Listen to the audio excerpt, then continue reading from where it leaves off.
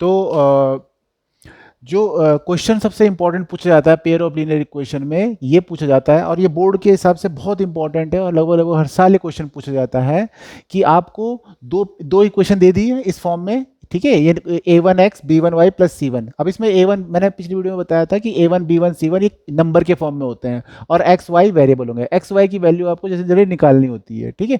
तो अब इसमें ये पूछा जाता है कि क्वेश्चन बहुत इंपॉर्टेंट है, जो क्वेश्चन पूछा जाता है कि ये लाइन इंटरसेक्टिंग होगी, इनका यूनिक सॉल्यूशन होगा, सिंगल सॉल्यूशन होगा, या बहुत सारे इनफाइनाइट सॉल्यूशन होंगे, या कोई सॉल्यूशन होगा ही नहीं। तो ये आप पता कैसे करोगे अगर आपको दो इक्वेशन दी है, ठीक है।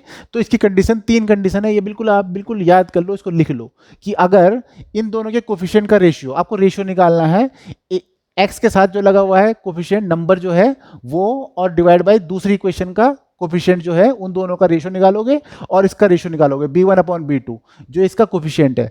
तो a1 अपॉन a2 अगर b1 अपॉन b2 के इक्वल नहीं है, तो अगर ये कंडीशन पहली कंडीशन है, ठीक है, अगर ये a1 upon a2 is not equal to b1 upon b2 तो ये आपका यूनिक सॉल्यूशन देगा, यूनिक सॉल्यूशन देगा और लाइन आपस में एक दूसरे को कट कर रही होंगी।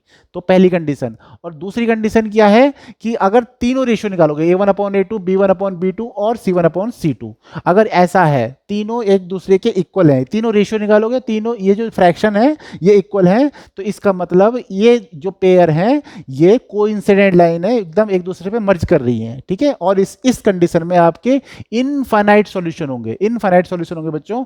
और तीसरी कंडीशन है कि अगर a1 upon a2 is equal to b1 upon b2 but they are not equal to c1 upon c2। ये आपको a1 अपॉन a2 ये निकालना है। पहले सबसे पहले क्या निकालना है आपको, a1 अपॉन a2 निकालना है, b1 अपॉन b2 निकालना है और c1 अपॉन c2 निकालना है। अगर ये दोनों ही इक्वल नहीं है तो इसका मतलब यहीं पे रुक करके आपको सीधा लिख देना है कि यूनिक सॉल्यूशन है, सिंगल सॉल्यूशन, एक सॉल्यूशन होगा इसका और ये लाइन आपस में कट कर रही है। और अगर ये दोनों इक्वल हैं तो ये देखना है कि क्या ये c1 अपॉन c2 भी इक्वल है कि नहीं। अगर ये तीनों इक्वल हो गए तो इसका मतलब ये इनफाइनाइट सॉल्यूशन की कंडीशन है, इनफाइनाइट सॉल्यूशन की कंडीशन है।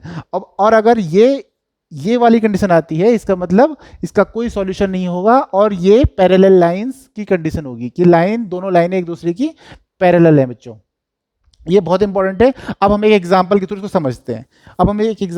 इसको समझते हैं बच्चों कि सपोज करो आपके पास में दो इक्वेशन है, x, थोड़ा बड़ा लिखते हैं हम इसमें, x plus 2y plus 7 is equal to 0, और दूसरी इक्वेशन है आपकी x 2x minus y plus 5 is equal to 0। अब आपको a1 और a2 देखना है। तो मैंने क्या बताया आपको, a1 अपॉन a2, तो a1 क्या है आप बताओ पहले। a1 है आपका 1, x जिसके साथ में कुछ भी ना हो, जब वेरिएबल के साथ में कुछ भी ना हो तो आप चुपचाप 1 ले लेना वहाँ पे, और इधर x के साथ में क्या है 2, तो a1 अपॉन a2 क्या है 1 अपॉन 2। अब ऐसे ही b1 अपॉन b2 निकालेंगे, b1 अपॉन b2, b1 क्या है, y के साथ क्या लगा हुआ है 2, y के साथ क्या लगा हुआ है 2, और y दूसरी इक्वेशन के साथ में y क्या है, के साथ में कुछ नहीं लगा हुआ है, तो यहाँ पे हम, और माइनस है तो मैंने क्या बताया था -1। अब देखो a1 अपॉन a2 और b1 अपॉन b2 ये एक दूसरे के इक्वल नहीं है, तो पहली कंडीशन ही आपके लग जाएगी, a1 upon a2 is not equal to b1 upon b2। इसका मतलब ये इंटरसेक्टिंग लाइन की कंडीशन है और इसमें यूनिक सॉल्यूशन आपका बन रहा है। तो इस तरह से बच्चों आप कंडीशन लगा करके इसको सॉल्व करोगे और ये डायरेक्ट आपका 2 नंबर का क्वेश्चन आता है और सीधा सीधा आपका सॉल्व हो जाएगा बच्चों। आई होप ये वीडियो समझ में आएगी। अगर आपको समझ में आ रही है और अच्छी लग रही है तो आप कमेंट, लाइक, सब्सक्राइब करो चैनल, और अगर आपको कोई डाउट है तो हमारे नीचे दिए हुए लिंक पे से जुड़ जाओ व्हाट्सएप ग्रुप में, उसमें आपके डाउट सॉल्व किए जाएंगे डेली बेसिस पे।